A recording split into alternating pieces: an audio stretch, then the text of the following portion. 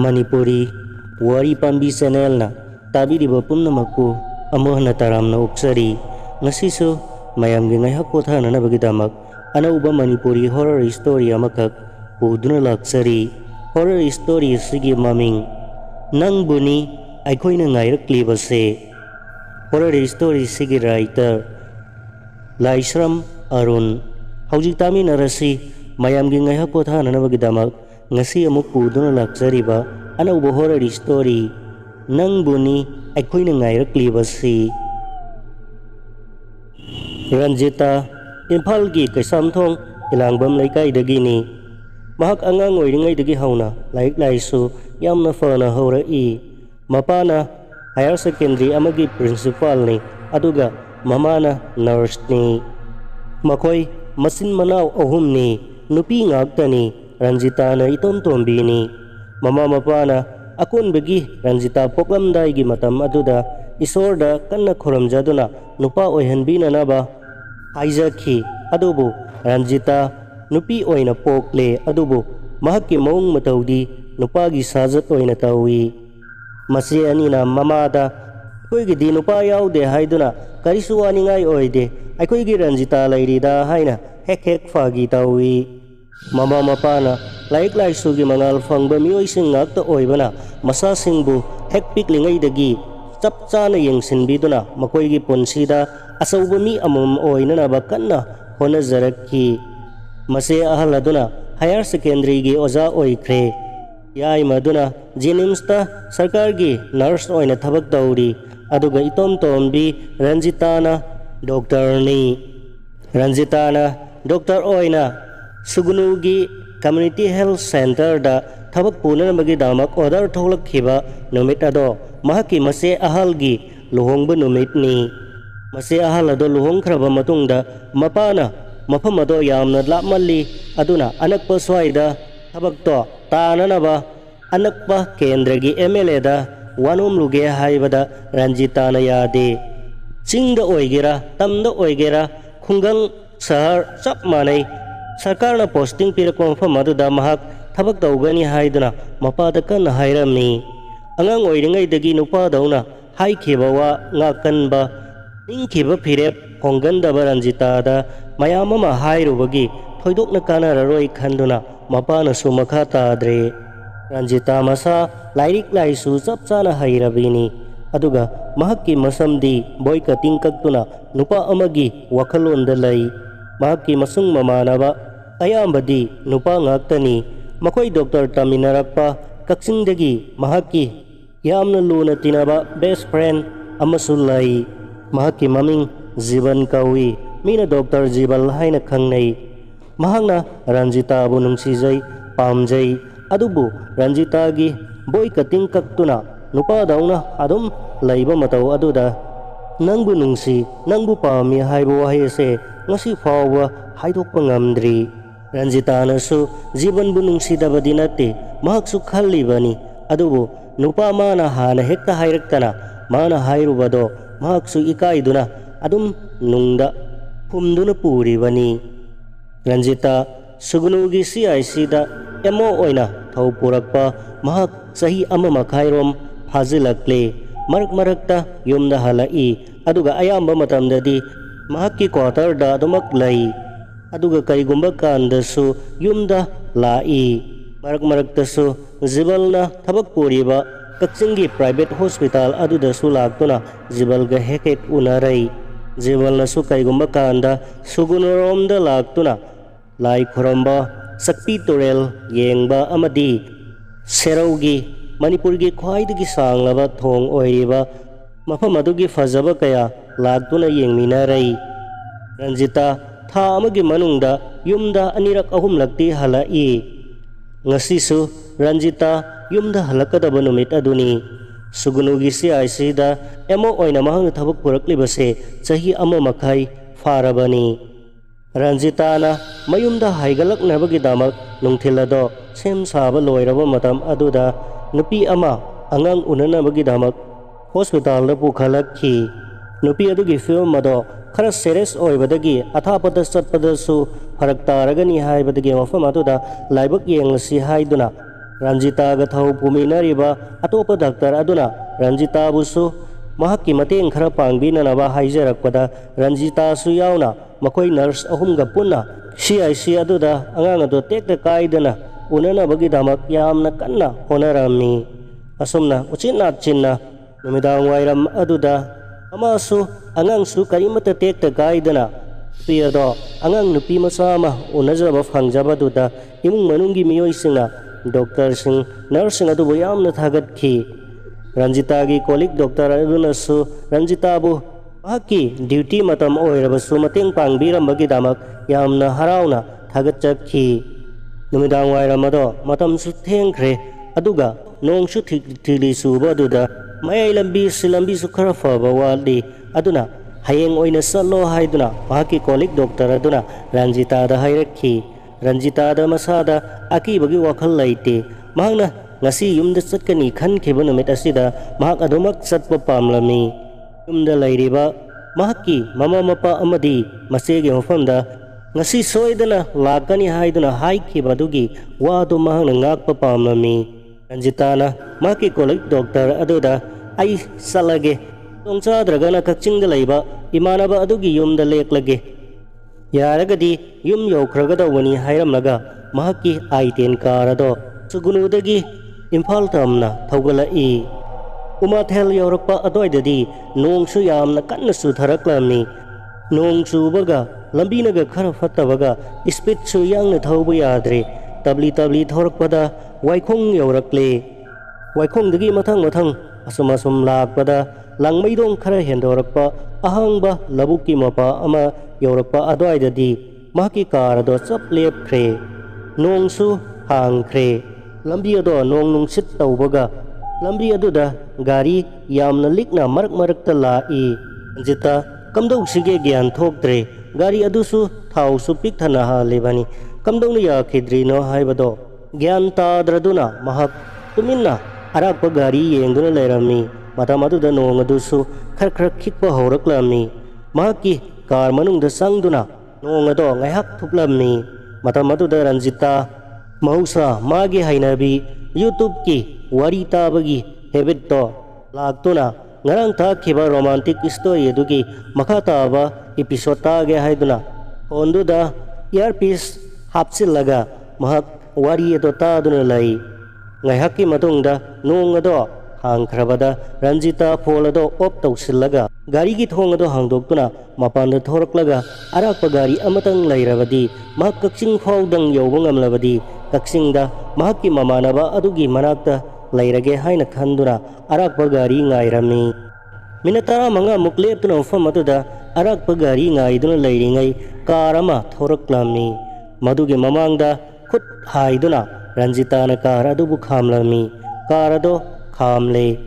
karadugi manungda driver mamang chitta atopanupa amasu aduga maningi sittana atopanupi ani amasu fambado Ranjitana ui Ranjitana mahaki kado ya khidre aduna mayam kadai chatpiribano ngaihakta mateng pangbiramu masu yaujage haibada makhoi loinamak Imphal haigatlibani hairakpada asadudi tanjamna chare haiduna Ranjitana mahaki karado solon silamlaga hayeng lawbu laklage mafam asida laijawrasanu haiduna thamlamlaga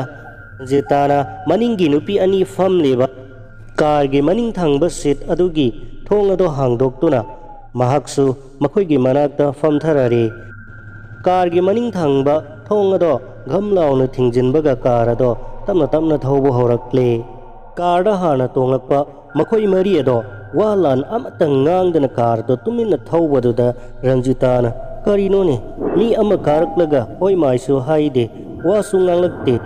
natte makhoi sibu but ngakta oirazalane butti aina hana takhibada fi angauba ngakta setli haibani makoidi fi angauba su seteda butti oiramlaroida Ranjitana machinda di thoktuna mabukningda matomta khanjabani Ranjita gi nakalda famlibi nupi aduna hera butti fi angauba ngakta setkani haiba laiteda fi angauba settaba butchu yamna laida hairakpada Ranjita khangprek khangi magna mapukningda khanba wadubu nakalgi nupi aduna kamdawna khanglibano mahakna khanbado masinda haidokhrajala matomte singnarami adudagi Ranjitana mayambu kari lamdagino aduga kari kari thabak tawbirige aidi sugunugi CIC da emo oina thabak pujaba doctor ni ai ngasi se yumda hanbada gari se lambi da yaraktabadagi khar farakta khibani haina wari liraklami maduda mahaki nakalgi nupi aduna aigi mingna Babita aduga mangda driver oiribasina aigi ipuroibani mamingna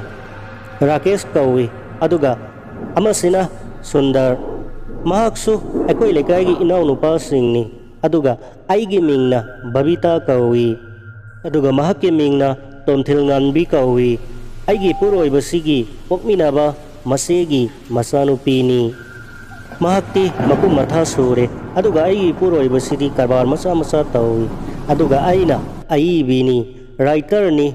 wari masa novel lairik kaya ikhre phongkhre maduta bada Ranjita do yamna harauраklami aidi aigi quarter da leibada ahangbu matamda novel yamna fai aduga aibi singbusu ai yamna appreciate tawi lambi lamkhang da sathokku matamda di aidi YouTube ki wari kaya leptana tajari bani ngasi se aigi gari akhidabase yamna laibuk phaba mani haibatai maramdi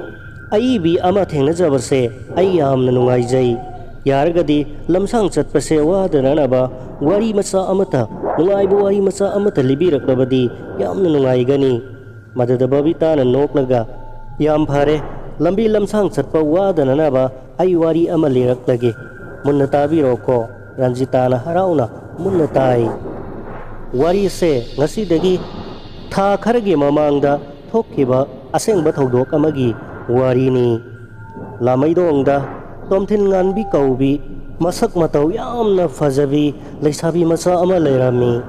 laibak thibadi mahanga piklingai gi matamda mapa ado laikhidre mahaki mapa adugi masin manau ahal laman pari puri nupa sing amata sahi yankhai suna punsiba yaukidri mado laigi shrap amadagi ni hainai Tomthil Nganbi mama lukhrabina yamna wana mapa yaudana yokchara i Tomthil Nganbi mama na haiba wa amata hitokte laik laisu yamna fai masak matau su yamna fajai mama na Tomthil Nganbi bu yokpada sel thungidi awatpa karimata laite maramdi mahaki mapa mapu mapan thawado ningthau matamgi saknai raba konung khanba amani matam maduda ningthau na makoi gidamak laupari ahum ingkhol khaktada ekar ani muk sauba lamlai mamana mado mi nektuna insang napi matamatangi koi halaga madudagi hangakpo seladuna makoi gidamak si nabada yamna lemna pana sijinai aduga law adu su makoina ude loksan khakta karakpada sahi amada phaupot yankhai humphudi adumak happy Tomthil Nganbi gi masak matau fajaba laik laisu changkhonba aduga yamna thaksi khasi naijaba ingtapa matau aduda khul adudagi amadi khulonaba kaya dagi mamu oijarage haijaba kayama lakhi aduga Tomthil Nganbi bu sunungsi pamjai haina phongdokpa pakhangsu masing thingamdre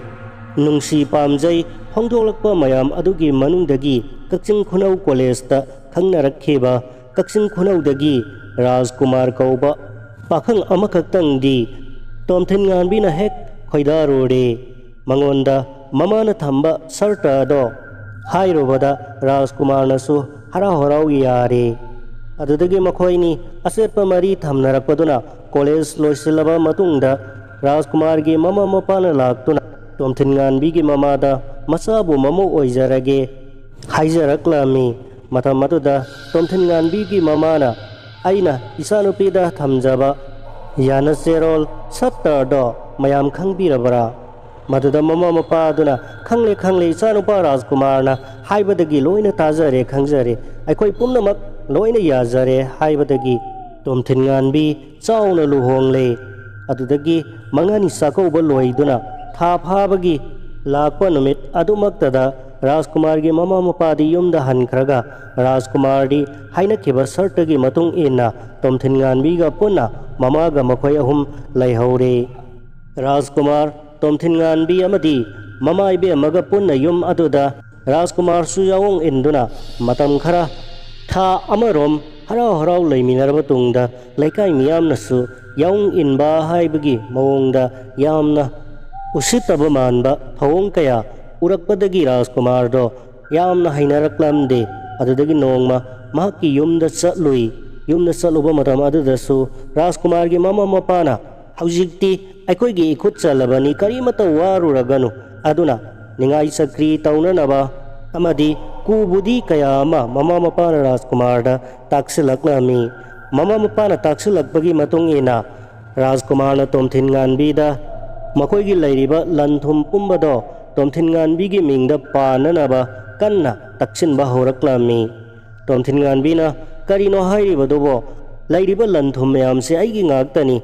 imana hayang sikhibada pukhigada sunati karigino aduk taha taha khoirang khoisaunaribadobo haibada Rajkumar do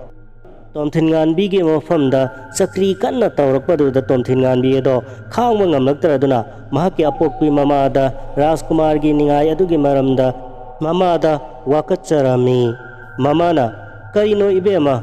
nakoibu hana gyan tanaki haibadai aina haikhiba yana cherol sarta do ngakna satkani haina makoina suya khibadai ne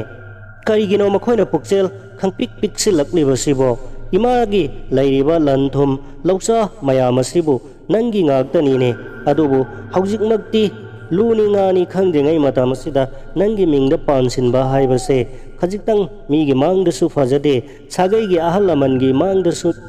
chang taba thabakni haibada masanupi aduna Rajkumar bu themlami Rajkumar do chanana hekta sakri tawrakle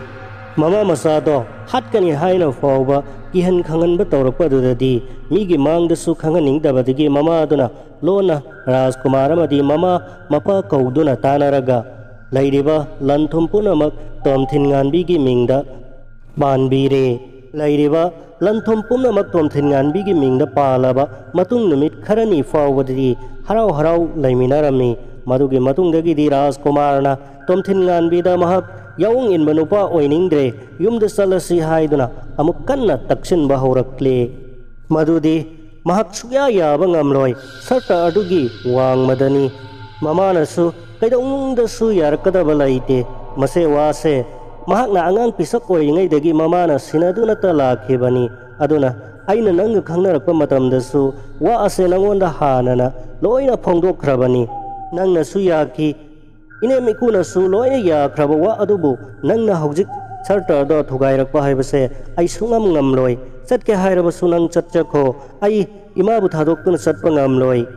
Rajkumar na yamna thina sauduna Tomthingan bi bu huba saiba tawrakpaduda Tomthingan bi gi mama makhutta si ama paiduna chensilaktuna Rajkumar da thina sairaklammi nakoina haina khiba sarta do ngakpa ngamdrabadi na hak chatkho aduga makum matha sujilaknabi isanupi da phu saibadi natik natte haiduna ngangaklammi Rajkumar na ima yana serola do kari su khanbiro raganu ai loina babtai ima su yum thadoklaga aikoi gi kaksin khunauda punna aikoi mayam laiminaruraga loire kaino ada yum chauna lairibadudi nuaina laiminaraga loire kaino hairakpada mama aduna nupa macha madu yade mase aigi pari purigi ahalaman kaya aduna sinabiramba thaudang amakhak pangthoktraba yade imung asena thaudang ase pangthoktrabadi lai oi khraba ahalamal kaya aduge mafamda pap langsinba oina thokani chumi isaga aikoi mayam puna mafam aduda laiminaruba yai adubu yum ingkholase thadokpa yade ahalaman sing aduna ningthaurolgi haktaktagi thambiramlaba laupari ahum ingkhol ekar ani ase aina hek ngak seliba makai aigi imung manung sagai natai asida awal apa amata lairoi aina masi hek thadoklamba mikop aduda aina sagai yat amadi aigi pari puribu ikai phiruk khumhanba haibado thokkadauribani aduna isanupa pokchadrabasu isanupige mafamda aina sarta ase thamkhibani kanagumba isanupibu pamjaba mahakado mafam asida yaung induna laigadabani aduga ahalaman singna thambiramba lau amadi ingkholase aikoigi kananaba khak natana mingonda mamal piduna yonba sungya yade sarta se ngakpa ngamdrabadi nahak na yumda hanjakhiba yarani hairaklammi matamadu Rajkumar do namana sa nungaina leijahoro aidi yumase thadoktuna chatlabani hairamlaga Rajkumar do chatkre mapuroibana chatkrabada Tomthin Nganbi ado mamagi sarta ngaknanaba honabada yum aduda mahakti mamagi manakta kapna laihokhi Tomthin Nganbi ado makum matha sujilaktuna angang unabagi matam yauraklaba aduda mapuroibabu amuktang lakpinanaba kairak pau thakhi adubu lakhide mama mapa sunong mata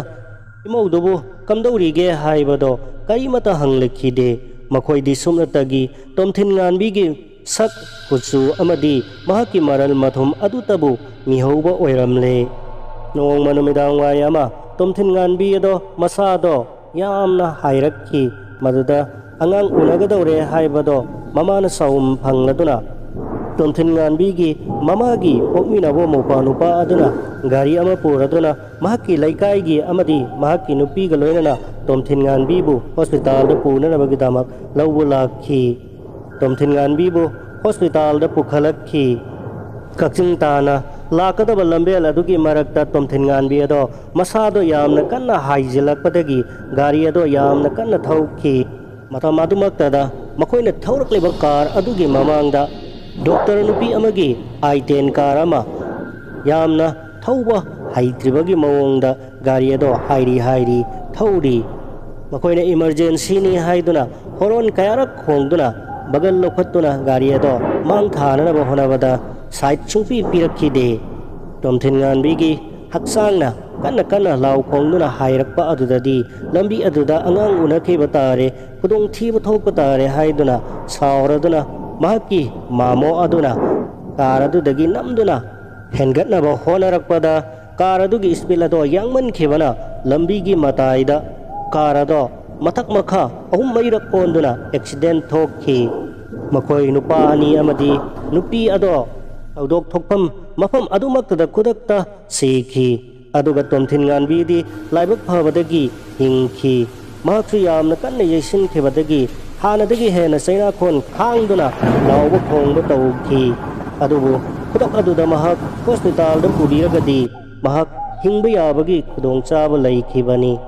lambi da thengnakibi minungsi laitabi nupagumna tawbi doctor nupi aduna makoi gi lambi ado fazana pibiramlabadi makoi karisu ateka kai yaudana makoi doctor yaujaram gadabani adubu mahakna karado bagan lawbusu yadaba aduga karado ningthi ningainasu thauba haitribagi mawongda karado thawrakhibana makoi mafam aduda thawai thakibani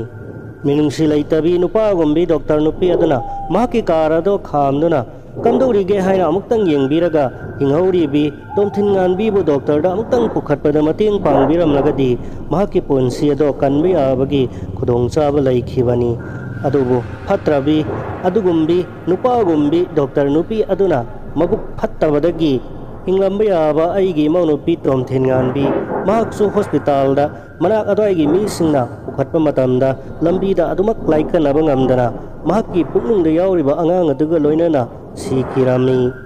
singamdana sikhraba makhoi marigi thawaina nongmatangdi doctor nupi adubu laman khumge khanduna lambida mahakpu tanjang ngaiduna lakhi nongdambagi nongdam khol chahi amamuk wana ngairabagi tungda nongmadi doctor nupi ado lambida gari yadre haiduna aikoi gari asibu khamlakhi aikoina su harauna mahakpu taramna okhi aduga wari se mangonda tahalli wari sigi poloidi laman khumbagi matang aduni haiduna makhoi mari mak hak nolakpada Ranjita do gari khamo haiduna kanna laurakhi